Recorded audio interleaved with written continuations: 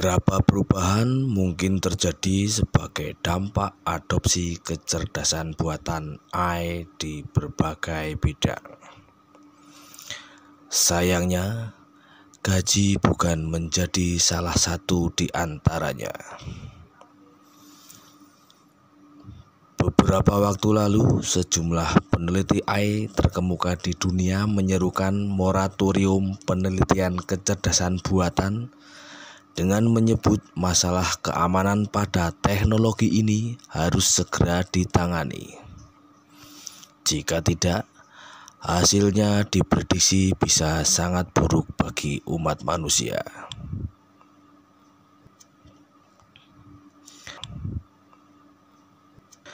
Sejumlah tokoh publik bahkan meminta pengembangan AI untuk diberi jeda sebelum masalah-masalah yang mungkin hadir diberikan solusi.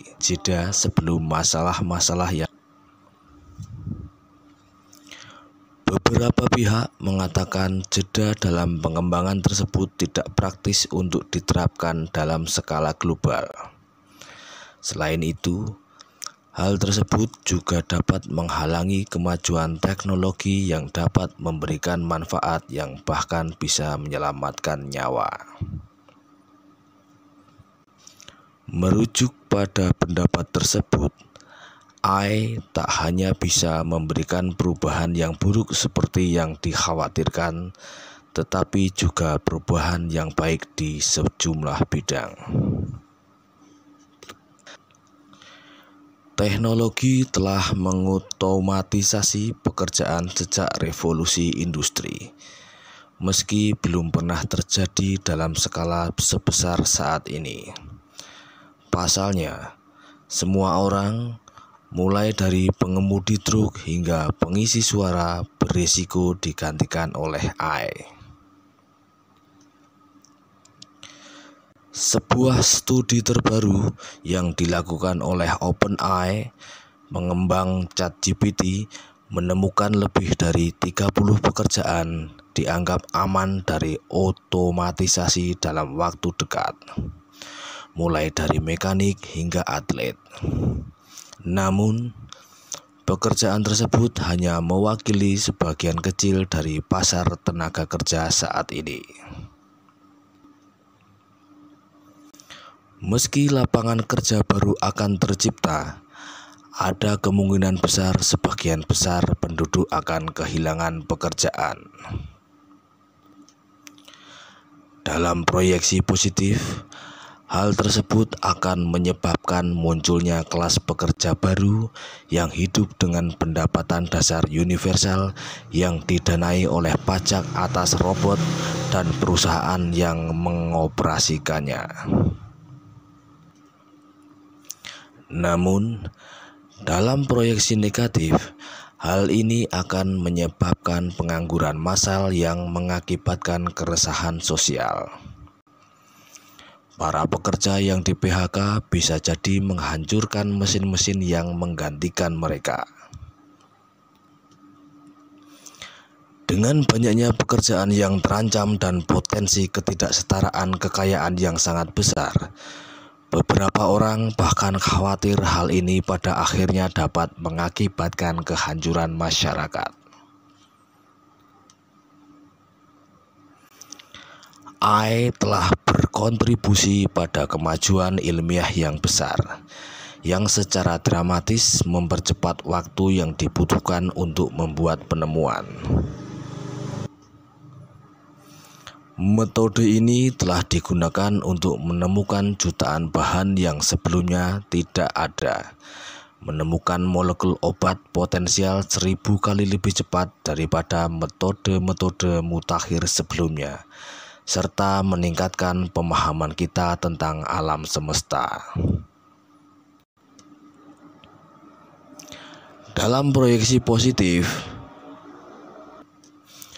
perkembangan AI bisa membuat kanker dan semua penyakit yang mengancam jiwa lainnya dapat disembuhkan, yang mengarah ke era baru kesehatan dan kemakmuran. Para ilmuwan saat ini sudah menggunakan alat bantu AI untuk membuat terobosan dalam pengobatan umur panjang yang bertujuan untuk mengakhiri atau bahkan membalikkan penuaan. Namun, teknologi berkemampuan AI yang sama juga dapat digunakan untuk tujuan jahat, seperti menciptakan penyakit dan virus yang sama sekali baru. Hal ini dapat digunakan sebagai senjata biologis yang mampu menghancurkan populasi yang tidak memiliki akses ke obat atau teknologi yang dibutuhkan untuk mengembangkannya.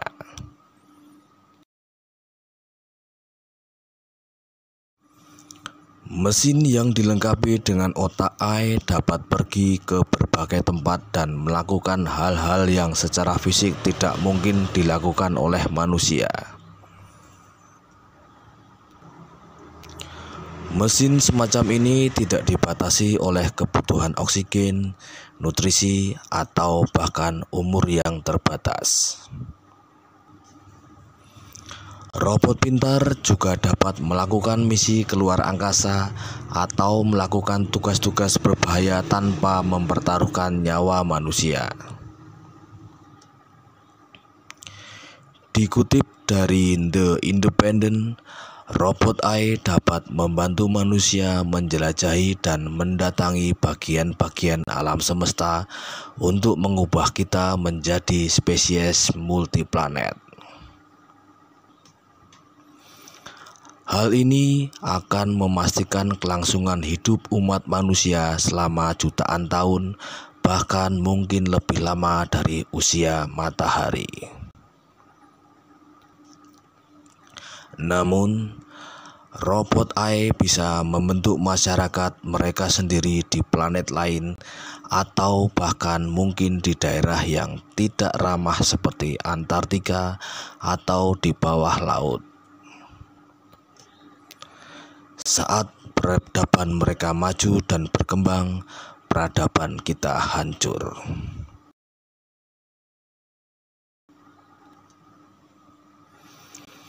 Puluhan perusahaan rintisan saat ini sedang mencari cara untuk mengintegrasikan komputer ke dalam otak kita, dan beberapa di antaranya dengan tujuan eksplisit untuk membantu kita bersaing dengan AI yang canggih.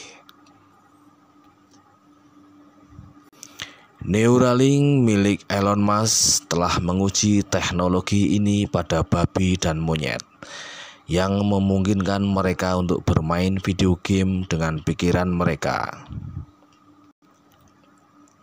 Sementara itu, perusahaan lain telah mengujinya pada manusia dengan kelembuan untuk menerjemahkan pikiran secara langsung ke dalam teks. Chip otak AI ini memungkinkan kita untuk berkembang pada tingkat teknologi yang tak terbayangkan sebagai masyarakat. Jika dikombinasikan dengan kemajuan dalam perawatan kesehatan, hal ini dapat mengarah pada era cyborg pasca manusia. Namun, jika teknologi otak mesin tidak tersedia atau tidak diterima oleh semua orang, maka teknologi ini dapat dengan cepat mengarah pada pengelompokan masyarakat, yakni masyarakat dengan akses ke otak AI dan masyarakat tanpa akses tersebut.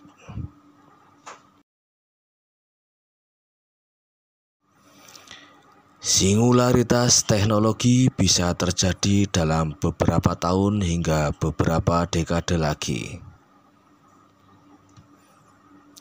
Ketika kecerdasan buatan atau kecerdasan super melampaui manusia yang paling cerdas, tingkat kemajuannya tidak akan mungkin kita ikuti, dan pertumbuhan teknologi akan menjadi tidak terkendali dan tidak dapat dipulihkan. Hal ini dapat membuat kita hidup di dunia di mana semua kebutuhan dan keinginan kita dipenuhi oleh pelayan dan antarmuka AI, yang memungkinkan kita untuk mengikuti hasrat kita di dunia nyata tanpa mengkhawatirkan pekerjaan atau tugas-tugas duniawi, atau terhubung ke surga virtual yang dipersonalisasi. Namun, kita bisa dengan cepat menjadi ancaman terhadap AI karena dipandang sebagai parasit pada sumber daya. Hal ini bisa membuat kita dihapuskan dari muka bumi.